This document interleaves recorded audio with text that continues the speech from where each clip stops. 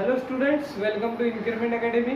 ठीक है, आपका अभी तक का टॉपिक क्या हुआ था कि टाइप्स ऑफ रिएक्शन क्या रहते हैं वो बताया था। ठीक है, आज देखते हैं एक्सोथर्मल रिएक्शन और एंडोथर्मल रिएक्शन। ठीक है, ऐसी रिएक्शन जिसमें क्या हो कि हीट बाहर निकले, ठीक है, उसको बोलते हैं एक्सोथर्मल। और इंडोथर्मल मतलब इंडो मतलब अंदर, एक्सो मतलब बाहर। ठीक है, ऐसी रिएक्शन जिसमें से हीट बाहर निकले उसको एक्सोथर्मल बोला जाता है। और ऐसी रिएक्शन जिसको हीट देना पड़े उसको एंडोथर्मल बोला जाता है। ठीक है, तो देखते हैं। ये देखिए, ये है अपना कौन सा CaCO3। ओके, CaCO3 मतलब होता है, CaCO3 मतलब होता है calcium carbonate. Okay, calcium carbonate को मुझे क्या करना पड़ेगा, हीट देना पड़ेगा। हीट देने की वजह से ये क्या हो जाएगा, दोनों सेपरेट हो जाएंगे। मतलब ये कौन सी रिएक्शन होगी, डीकम्पोजिशन रिएक्शन। ठीक है, इसमें CaO बाहर आ जाएगा और CO2 अलग हो जाएगा। ठीक है, मतलब ये CO3 टूट जाएगा और डीकम्पोजिशन होगा।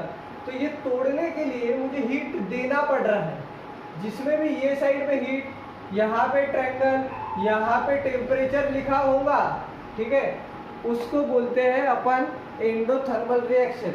मीनिंग कि अगर रिएक्टेंट साइड में हीट लिखा होगा या फिर इधर यहाँ पे ट्रायंगल होगा, ओके, या फिर यहाँ टेम्परेचर लिखा होगा 60 डिग्री या 70 डिग्री या फिर 100 डिग्री, ऐसे रिएक्शन को एंडोथर्मिक रिएक्शन बोला जाता है। क्योंकि इसमें रिएक्टेंट को हीट दिया जाता है, रिएक्टेंट्स को हीट दिया जाता है। ओके, हीट देने की वजह से ये जो भी ये है कैल्शियम कार्बोनेट, ये क्या होता है, टूट जाता है। ठीक है, डिकम्पोजिशन होता है। तो डिकम्पोजिशन होने के लिए हीट देना पड़ता है, मोस्ट ऑफ केस में ऐसा होता है। ठीक है, तो इसमें क्या हो रहा है, मुझे हीट देना पड़ रहा है, तो इसको एंडोथर्मिक रिएक्शन बोलिए। ठीक है, अगर मान लीजिए कि आपके पास कैल्शियम ऑक्साइड है, ओके, मान लीजिए आपके पास कैल्शियम ऑक्साइड है CaO। ठीक है, अगर मान लीजिए आपके पास कैल्शियम ऑक्साइड है CaO, इसको क्या करता हूं मैं, वाटर में डाल देता हूं। कैल्शियम ऑक्साइड को वाटर में डाल देता हूं, तो क्या होगा, यहाँ वाटर में डाल दिया इसको, CaO को, प्लस वाटर में इसको डिसॉल्व कर लिया। तो क्या होता है, ये पानी है ना, हल्का सा गर्म हो जाता है।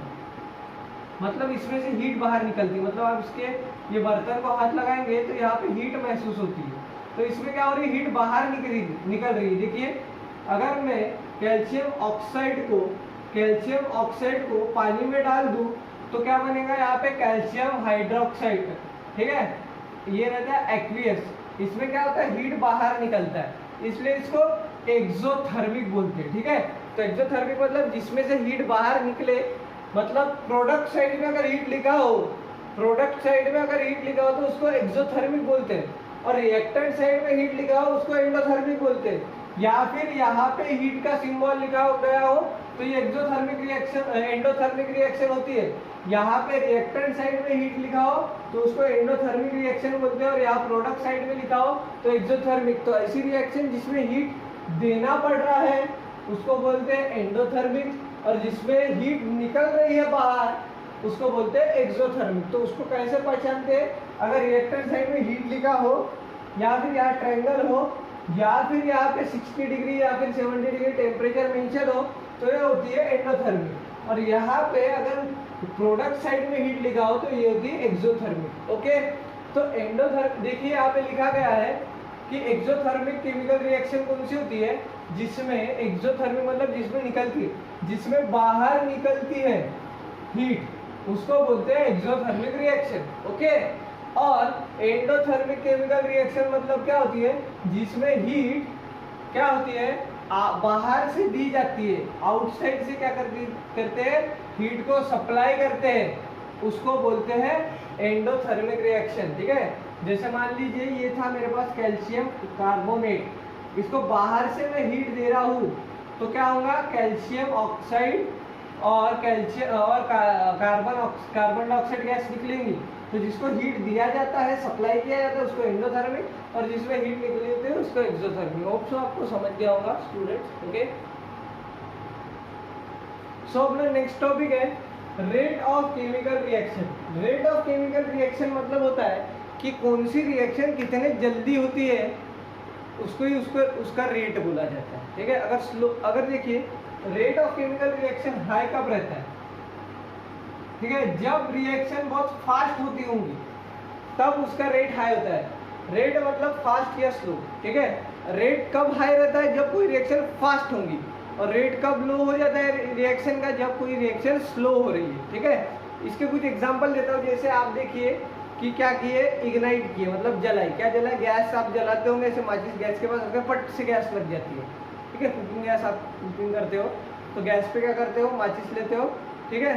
गैस पे माचिस लेते हो और क्या करते हो, गैस के बर्नर, वो जो बर्नर रहता है गोल वाला, उस पर लेके जाते हो और वैसे फट से आग लग जाती है। मतलब कितने जल्दी रिएक्शन हो रही है, मीनिंग कि वो गैस क्या हो रही है, वो जो हीट है उसके साथ फट से रिएक्ट होकर जल रही है एकदम विद इन द सेकंड। तो उसका रेट, वो गैस, वो जो गैस का लाइटनिंग ऑफ कुकिंग गैस, उसको बोलते हैं igniting, igniting the cooking gas. इसका रेट क्या रहेगा, हाई रहेगा। वही देखोगे आप कि आपको क्या बनाना है, कि जैसे मान लीजिए कि आपको जैसे दूध से दही बनाना है, फट से बन जाता है क्या, नहीं, एक दिन लगता है। तो उसका रेट क्या हो गया, लो हो गया, ठीक है। क्या, मिल्क इनटू कर्ड, मिल्क को अगर आपको दही में कन्वर्ट करना हो तो क्या होता है, एक दिन लग जाता है पूरा, ठीक है। तो एक दिन लग जाता है, तो इसके मुकाबले तो स्लो हो गया, तो रेट लो हो गया। Rate of chemical reaction is totally depend upon the time. If time taken is very high then the rate of reaction is very low. If time taken is very small या फिर negligible then this reaction have a high rate of chemical reaction. Okay, तो chemical reaction मतलब क्या होता है, rate of chemical reaction मतलब क्या होता है कि रिएक्शन जितना फास्ट होगी उतना ज़्यादा हाई केमिकल रेट रिएक्शन रहेगा।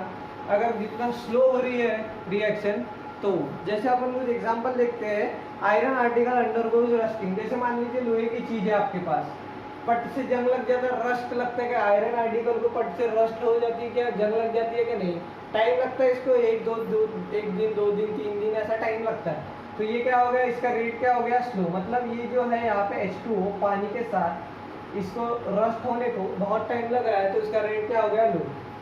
ओके, नेक्स्ट एग्जांपल देखते हैं। Erosion of rock takes place to soil. आपको पता है सॉइल, मट्टी कैसे बनी है आपको पता होगा, तो बड़े बड़े पत्थर टूट के बारीक हुए तब जाके मट्टी बनी है।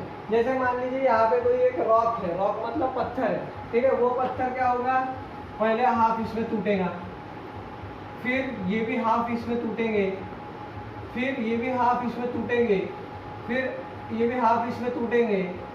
ऐसे टूटते टूटते फिर ये एक दिन आएगा कि ये ऐसे मट्टी बन जाएगी। एक दिन में होता है कि ये नहीं, यहाँ पे सालों साल यहाँ पे बारिश गिरते रहेंगी या फिर धूप गिरते रहेंगी, इस पे बहुत सालों लग जाते हैं, इसको कम से कम 100-200 साल के ऊपर लग जाते हैं एक पत्थर को मट्टी बनने में, ठीक है। तो ये क्या है, बहुत टाइम लगा रहा है, तो इसका भी रेट क्या हो गया, वेरी लो, ठीक है।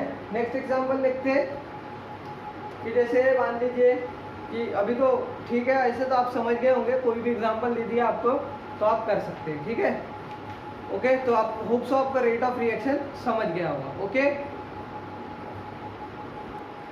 सो स्टूडेंट्स, नेक्स्ट टॉपिक है अपना, क्या है, factors affecting the rate of chemical reaction, ठीक है। क्या होता है कि ऐसी, देखिए आपकी कोई भी केमिकल रिएक्शन है तो वो क्या होती है, एकदम फास्ट होती है, कभी स्लो होती है। तो इन सब के पीछे किसका रीज़न है ना। अभी रेट ऑफ रिएक्शन अपन ने अभी पढ़े थोड़ी देर पहले, उस पर से क्या समझे आपको कि किसी किसी रिएक्शन का रेट बहुत ज़्यादा होता है और किसी किसी रिएक्शन का रेट बहुत कम होता है, ठीक है।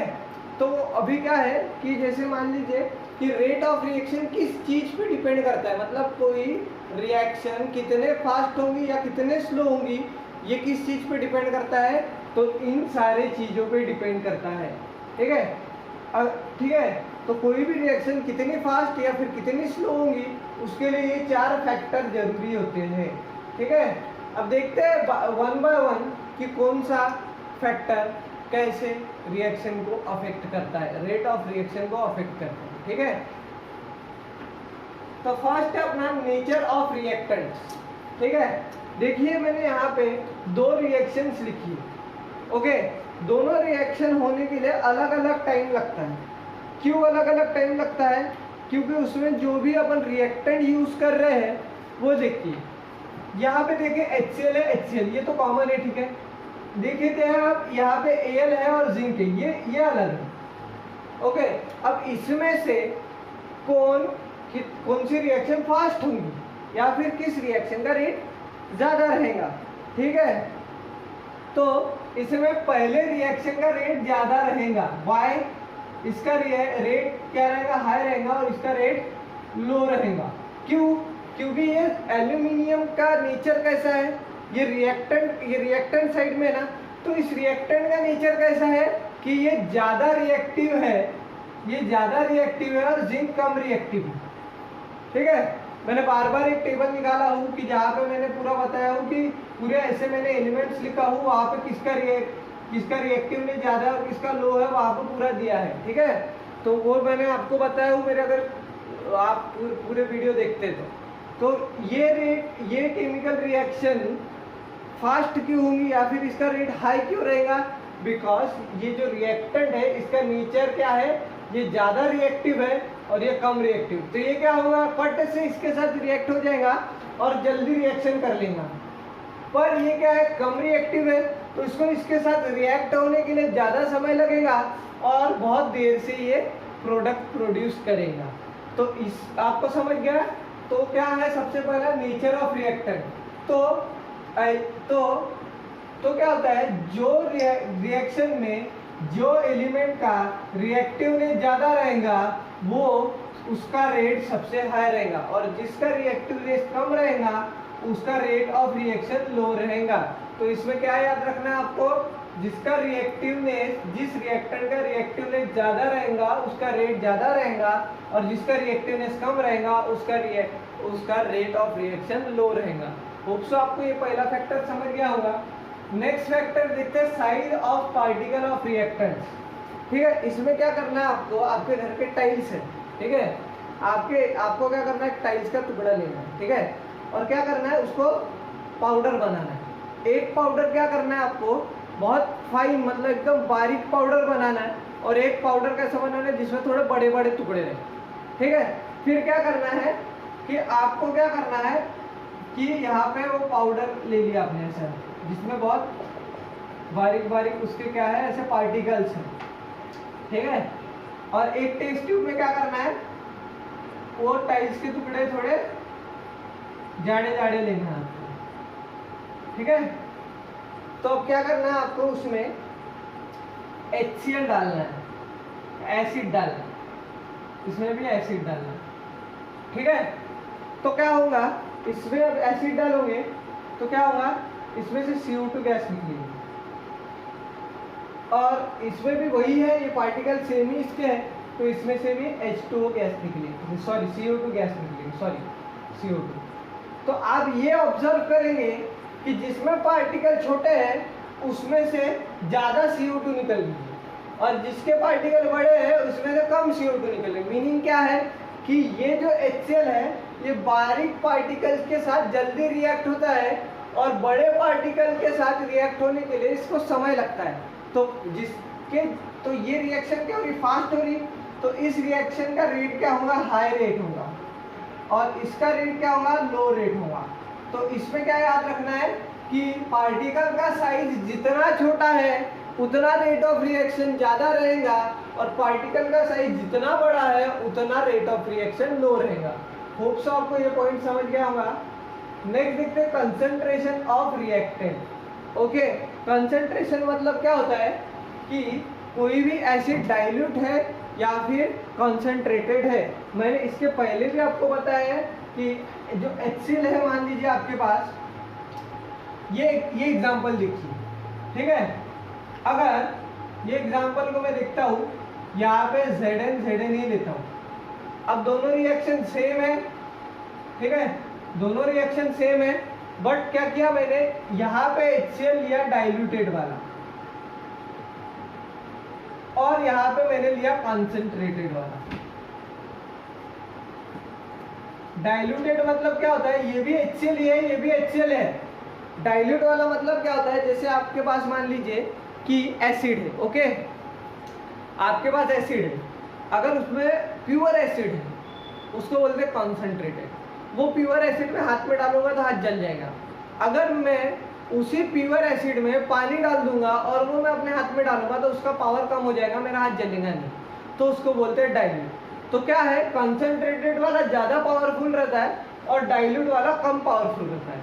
तो देखिए दोनों रिएक्शन में देखिए Zn जिंक ही यूज किया, HCl ही रहेगा, प्रोडक्ट सेम ही है, बट इसमें फर्क इतना है कि जो भी मैंने HCl लिया था ये डाइल्यूटेड फॉर्म में लिया था तो कंसंट्रेटेड। अब इसमें क्या होता है कि जहाँ पे मैंने कंसंट्रेटेड वाला लिया है वो फास्ट होगा और जहाँ पे मैंने डाइल्यूटेड वाला HCl लिया है उसको टाइम लगेगा, ये फास्ट होगा और ये स्लो होगा।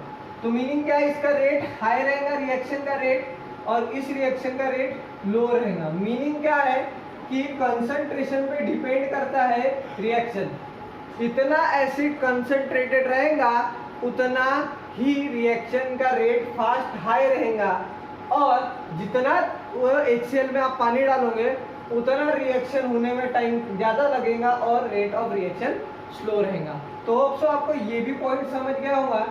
बाद में देखते हैं टेम्परेचर ऑफ रिएक्शन। टेम्परेचर का रिएक्शन में क्या फर्क पड़ता है, जैसे आप देखोगे कि आपने क्या किया विंटर में, मतलब ठंडी में क्या किया, आपने मिल्क को दही बनाने के लिए छोड़ दिया।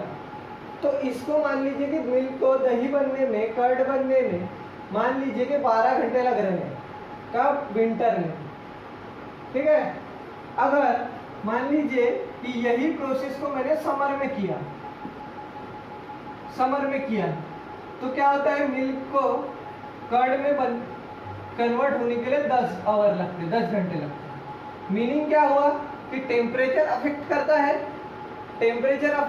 है, क्योंकि गर्मियों में ज़्यादा टेम्परेचर रहता है इसलिए जल्दी बन जाता है। तो टेम्परेचर भी क्या करता है, रेट ऑफ रिएक्शन को अफेक्ट करता है। अब वो डिपेंड करता है रिएक्शन के ऊपर लेने में, कोई रिएक्शन क्या होती है कम टेम्परेचर में फास्ट में हो जाती है, कोई रिएक्शन ज़्यादा टेम्परेचर में फास्ट में होती है। तो वो रिएक्शन टू रिएक्शन वेरी करता है, ठीक है, कि कितना टाइम लगेगा। तो ये भी आपको समझ गया होगा, ओके। अब देखते हैं नेक्स्ट कैटलिस्ट। मैंने आपको एक बार बताया था कैटलिस्ट क्या करता है, जैसे आप मान लीजिए 2 फ्रेंड्स हैं, ठीक है, आपका अगर झगड़ा हो रहा है तो एक फ्रेंड क्या करता है, आग लगाता है, भाई देख इसने मारा तेरे को, मार जल्दी से, इसने देख, ये भड़काते रहता है। तो ये क्या है, ये क्या झगड़े में आया, क्या बिना झगड़े में आई ही इसने क्या कर दिया, ये झगड़े को उकसा दिया, ठीक है। मतलब ये झगड़ा कर रहे थे, ये आदमी इसका मर्डर 1 घंटे में करने वाला था, तो इसके उकसाने के वजह से इसने 15 मिनट में निपटा दिया था, ठीक है। तो मतलब क्या है, कैटलिस्ट क्या होता है कि रिएक्शन में पार्टिसिपेट नहीं करता, ये 2 रिएक्टेंट रिएक्ट हो रहे हैं तो इसमें पार्टिसिपेट नहीं करेगा बट रेट ऑफ रिएक्शन को बढ़ा देगा। तो देखिए मैं एक एग्जांपल बताता हूँ जिस पर से आपको अच्छे से समझ में आ जाएगा। जैसे मान लीजिए कि एक सेकेंड, हाँ देखिए, जैसे मान लीजिए कि मैंने वेजिटेबल ऑयल लिया, वेजिटेबल ऑयल, ठीक है, प्लस H2, इसको मैंने गर्म किया और अब इसको मैंने इस पर से क्या मिला, वनस्पति घी, ठीक है। जैसे मान लीजिए कि आपको बताऊंगा, नागपुर में बोलते हैं डालडा कैसे बना है, वनस्पति घी मतलब डालडा होता है। डालडा कैसे बनाते हैं, जो आपका साधा ऑयल रहता है ना, जो सब्जी में यूज करते हैं ऑयल, वो प्लस उसमें से गैस पास कर देते H2O और क्या करते हैं, वनस्पति घी बनाते हैं। अब इसको मान लीजिए ये दोनों रिएक्ट हो रहे हैं, ठीक है, ये दोनों रिएक्ट हो रहे हैं। इसमें अगर ये मान लीजिए 10 घंटे में हो रहा है, मुझे 5 घंटे में करना है, तो मैं इसमें क्या कर दूंगा, कैटलिस्ट डाल दूंगा, निकेल।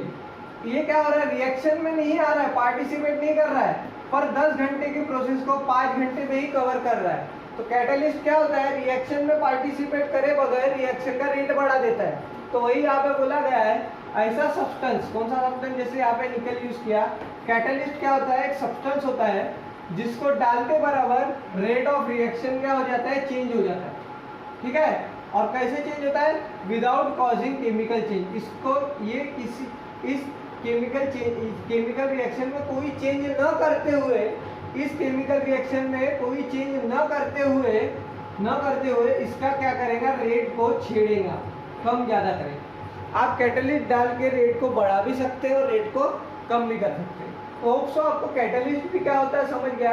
कैटलिस्ट मतलब क्या होता है, जो रिएक्टेंट में कोई भी चेंज ना करते हुए उसके रेट में चेंज कर दे, उसको बोलते हैं कैटलिस्ट। होप सो आपको आज के पूरे टॉपिक समझ गए होंगे। अब इसके बाद शायद एक ही टॉपिक नहीं बचा है, बहुत सारा टॉपिक, ठीक है। तो होप सो आपको आज के सारे टॉपिक समझ गए होंगे तो लाइक बटन दबाइए, सब्सक्राइब वाला लाल बटन दबाइए और उसके बाद बेल आइकन तो दबाइए। Okay, thank you students, keep study, keep loving us, stay safe at home, thank you.